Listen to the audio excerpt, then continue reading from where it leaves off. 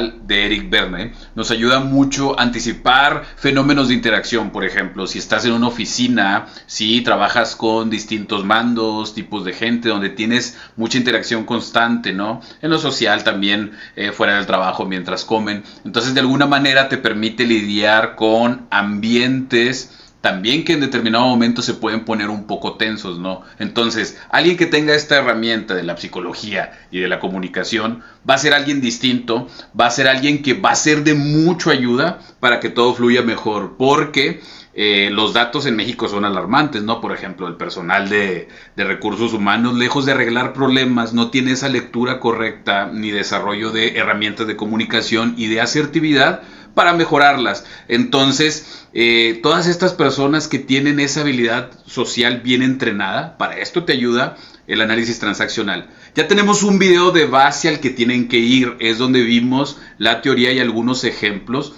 de los pilares. Entonces, ya con tener esa base, nos quedamos justamente en el tema de la práctica y está súper apasionante. Vamos a ver ya directamente las transacciones. ¿Qué se da en la práctica en el uno a uno, ¿no? En las personas?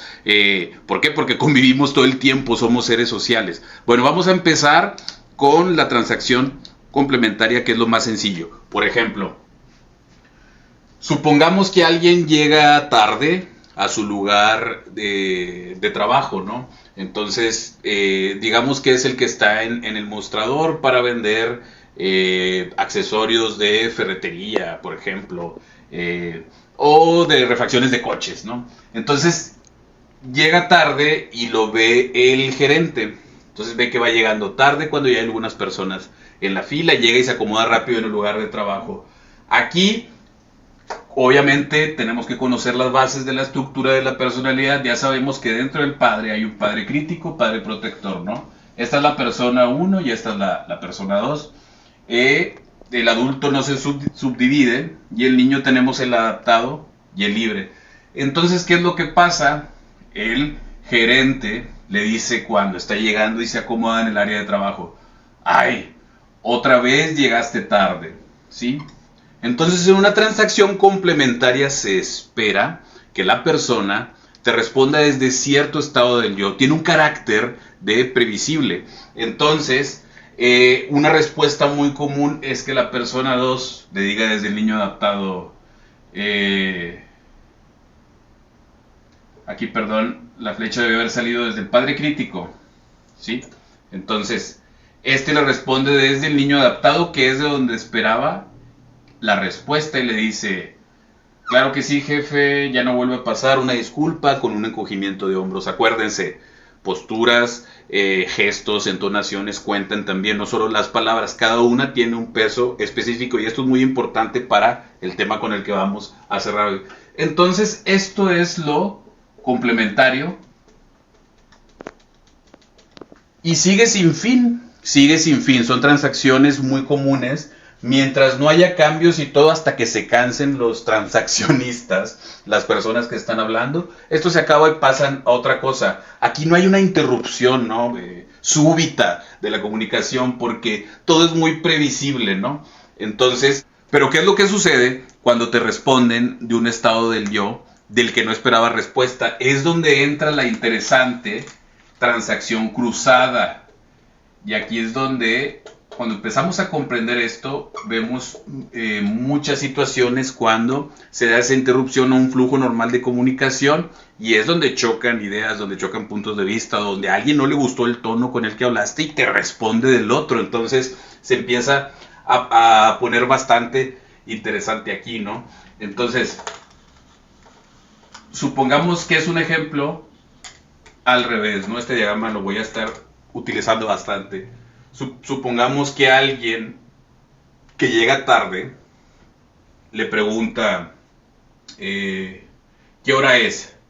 Recuerden, ya vimos este ejemplo, que cuando pedimos la hora, pues buscamos una respuesta tal cual de adultos, sin tanta emoción, simplemente un dato, ¿no? Información que le pide una persona y la otra le responde con tranquilidad. Pero el preguntar la hora, resulta que se molesta y le dice: ¿qué tiene que ver la hora ahorita? Tienes muchas cosas pendientes. Entonces aquí se da un cruce, claro. En lugar de responderle aquí, voy a borrar esto, le respondes, ¿no? Obviamente estímulo y dar la respuesta, ¿no? No se dio como esperaban y le responde desde el padre crítico, tienen muchas cosas que hacer, en lugar de estar viendo la hora, entonces buscas desde el padre crítico, es normal, es una de las cosas más comunes, un regaño en un tono, en cierto tono, para el niño adaptado buscando que éste realice un cambio, ¿no? En la forma de comunicarse. Ahora vamos a voltearlo. Es un ejemplo exactamente a la inversa. Resulta que das ese regaño a alguien que está llegando tarde y buscas hacerlo sentir mal, que encoja los hombros y una respuesta desde aquí de regreso hacia ese padre crítico que está molesto, ¿no? Que le gusta señalar mucho los errores de otros. Hay gente que por eso digamos que incendia los lugares de trabajo, metafóricamente hablando, que no saben relacionarse porque siempre están tratando así a las personas y a veces cuando hay esa brecha generacional, no, espérate, este no es mi papá, no tiene por qué estarme regañando, es más, ni siquiera es mi jefe, ¿no? Son ejemplos, entonces, la lectura de estas cosas, por más simple que parezca, no cualquiera la sabe hacer, ¿no? Entonces, aquí se puede dar una respuesta que tal vez no se imaginarían. Solo la tienen en el diagrama, pero no en la práctica. Otra vez estás llegando tarde, no sé qué. Entonces, en lugar de responderle desde el niño adaptado para el padre crítico, aquí es donde hay una respuesta de asertividad, ¿no? Muchos la conocemos desde antes incluso del análisis transaccional.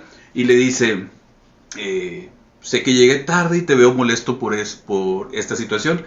¿Hay algo que pueda hacer al respecto? Ah, caray. En lugar de responder de aquí, tú apelas al adulto, entonces esta persona tiene la opción, en muchos casos, obviamente aquí se van a acordar de situaciones de servicio al cliente, donde empiezas a domar fieras, donde le das un comentario que no espera, con respeto, pero también respetándote a ti, ¿no? Es muy parecido este ejemplo a la asertividad, ¿no? Desde ese adulto funcional. Entonces, en muchos casos empieza, como decimos, a dar su brazo a torcer, ¿no? Como que, ah, caray, bueno, mira, me gustaría que ya no lo hicieras y todo. Y hay gente que como quiera no entiende ese lenguaje asertivo y puede seguir respondiendo desde el padre crítico y se arma la trifulca, ¿no? Ay, no me vengas con esas cosas, sabes que estás mal. Bueno, esa actitud no va a arreglar nada. Esa actitud va a empañar más la relación laboral y toda esa cuestión. Entonces ya vemos que hay respuestas posibles en las transacciones cruzadas. Esto ya se va poniendo muy interesante. Este es un caso de esposos. El marido le dice a la mujer, ay, desde el niño libre le comenta, me gustaría tomar una siestecita, ¿cómo es? En una tarde donde, según, puede haber diligencias, ¿no?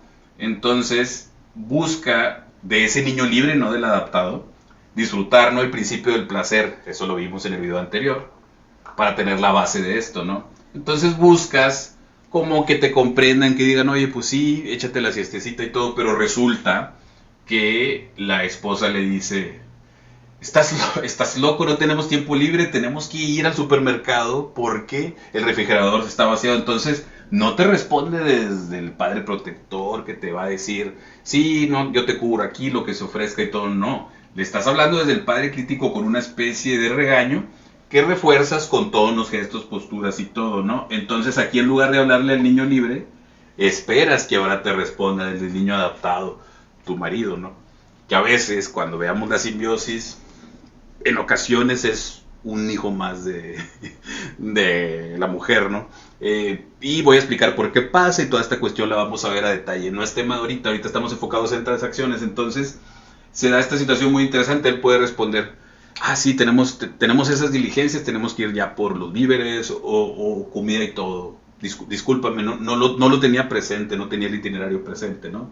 O incluso puede decir, no me importa, me voy a quedar dormido, entonces le sigue hablando desde el niño libre, buscando que éste comprenda, o tal vez con un mensaje en el que también ya hasta la reta un poquito, ¿no? Entonces se dan muchas de estas cuestiones. Ahora vámonos con las transacciones ulteriores. Esta es muy interesante porque en teoría Tú dices algo con las palabras, pero tus gestos, tonos, la manera en que lo dices, da un mensaje psicológico o ulterior, por eso se le llama transacción ulterior, porque dices algo, pero tiene otro fin. ¿A algo le suena esto? Es cuando dices algo de alguna manera, pero buscas con otros mensajes. Acá en México dijimos, como que está queriendo decirme esto, pero no me lo dice de forma directa. Y es muy interesante porque así lo interpretan nuestras estructuras psicológicas. Por ejemplo, sucede mucho en la casa. Ahorita sigue sucediendo, pero a lo mejor sucedía un poquito más en los 70s y 80s, ¿no? Antes el rol de una mujer, tengo que decir las cosas tal cual, espero que no sea malinterpretado. Antes el rol de una mujer no era tanto salir a trabajar, ahorita afortunadamente tenemos mucha equidad y todo. Entonces tengo que aclarar esto porque simplemente es para ejemplificar uno que es muy temático, es un tipo de ejemplo muy temático en el que le preguntas a la mujer en teoría desde el adulto, oye, ¿dónde? Y haces esto. Oye, ¿dónde guardaste mi camisa? En teoría solo le estás pidiendo un dato y le estás hablando desde el adulto. Esta mujer está entendiendo, lo vamos a representar con una línea punteada. La realidad es que con las palabras le dices esto, pero con tus gestos y entonación le estás hablando desde el padre crítico, dando como que un regaño psicológico. Y aquí lo tengo que representar con una línea punteada, ¿sí? Por ejemplo, este es el mensaje que das social, ¿no? El aceptado, pero hay un fin ulterior. Tiene dos mensajes en realidad de esta oración, entonces busca regañarla, ¿sí? Y el niño adaptado va a responder desde, ay, te la guardé en este cajón. Entonces, da como que esa respuesta que esperamos.